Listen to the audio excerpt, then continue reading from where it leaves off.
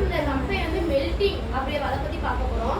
அந்த மெல்டிங்ல வந்து 25 ton capacity இருக்கிற ஃபர்னிச்சர் அங்க ஒரு இருக்கு அப்படின்னு சொல்றாங்க. நல்லா கேளுங்க. ஃபர்னஸ்னா என்ன?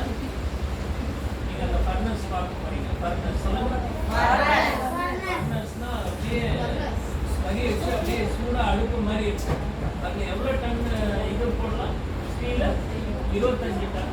ஒரு டன்னா 1000 கேஜி. 25 டன்னா 25 கேஜி போட்டா என்ன ஆகும் சொல்லுங்க? உருகும். அப்படியே உருகினா என்ன பண்ணலாம்?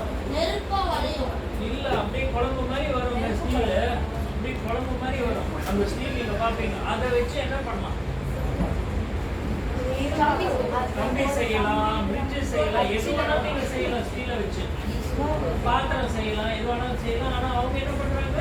கம்பி தான் பண்றாங்க. அதுக்கப்புறம் இந்த கம்பி எதுல?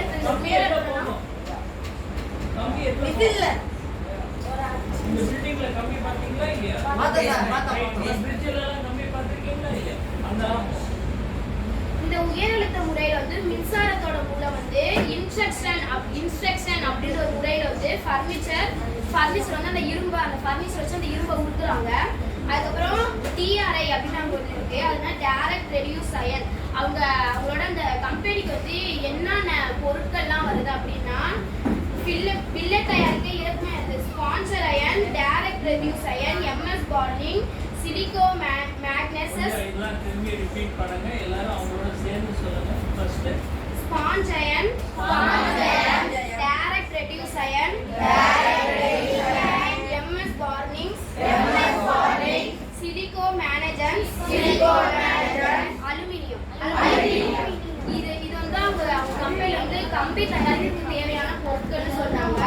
அடுத்து ப்ரிப்பரேஷன் அப்படின்னா வந்து அயன் ஓரில இருந்து தயாரிக்கப்படுற ஸ்பான்ஜ் அயன் மற்றும் ஸ்பான்ஜ் அயன் இல்லாட்டி டைரக்ட் ரெடியூஸ் அயன் வந்து படிப்படியா அந்த நைட்ரஜன் வந்து சேர்க்கறாங்க. அதுக்கப்புறம் ஸ்பெக்ட்ரோமீட்டர் அப்படின்னா கார்பன்.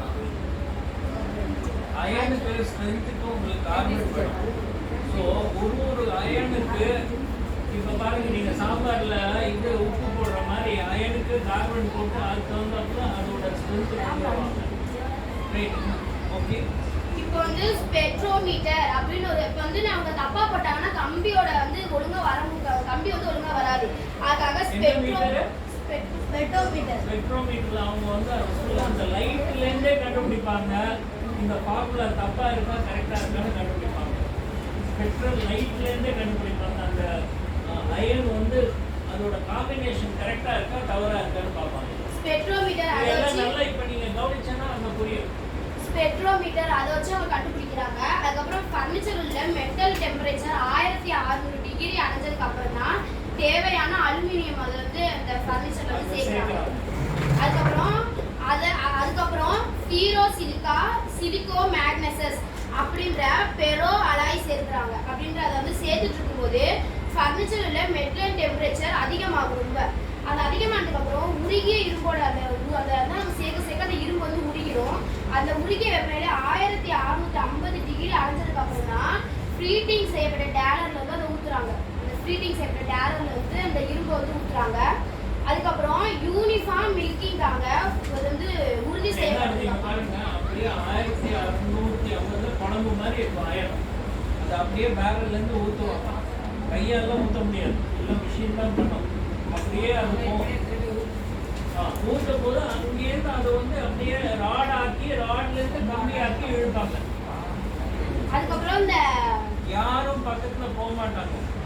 ரைட்னா அந்த அம்மன் ஸ்டீல்ல யாரோ சொன்னாங்க, சும்மா விளையாட்டுக்கு சொன்னாங்க, நிறைய பேர் அது மாதிரி 2-3 பேர் இறந்து போயிருக்காங்க. எப்படி தொட்டாலே அந்த ஹீட்ல வந்து அவ்வளோ ஹீட் பாடியே மெல்ட் ஆயிடும். ரைட், ஈவன் பக்கத்துல கூட போகக்கூடாது, அவ்வளோ தள்ளி நிற்கணும், அவ்வளோ சூடு. அது யூனிஃபார்ம் மிக்லிங் தான் அப்படின்னு அவங்க வந்து கன்ஃபார்ம் பண்ணதுக்கு அப்புறம் 1610 இருந்து 1615 டிகிரியே அந்த அது அடைஞ்சதுக்கு அப்புறம் நைட்ரஜன் வாயு கொடுத்து அந்த இரும்பை வந்து சுத்தம் பண்றாங்க. அதுக்கப்புறம் கேஸ்டிங் அப்படின்னா கண்டினியூ கேஸ்டிங் மிஷின் அப்படின்னு ஒரு மிஷின் இருக்கு. அதை கொண்டு போய் ஹைட்ராலிக்கல் ஆப்ரேட்டட் ஆட் சிஸ்டம் அப்படின்னு அவங்க வச்சு லேடலின் கேட் அந்த லேடலோட கேட் ஓப்பன் பண்றாங்க.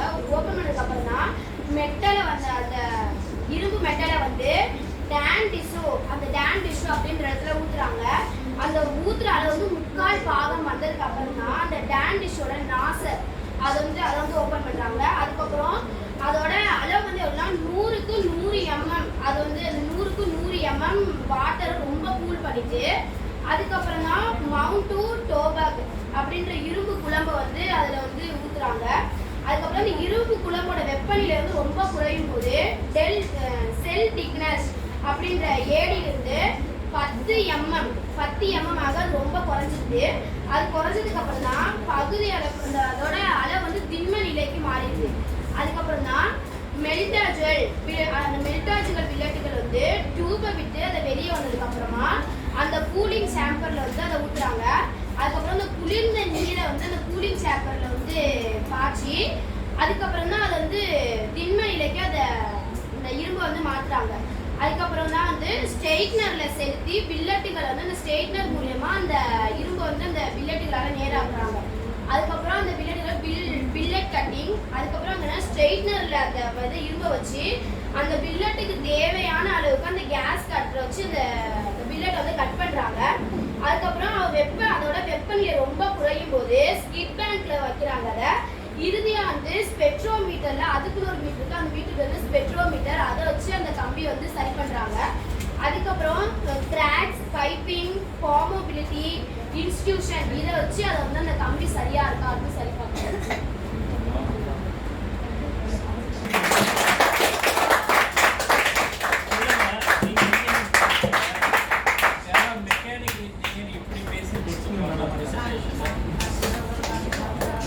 Vinolia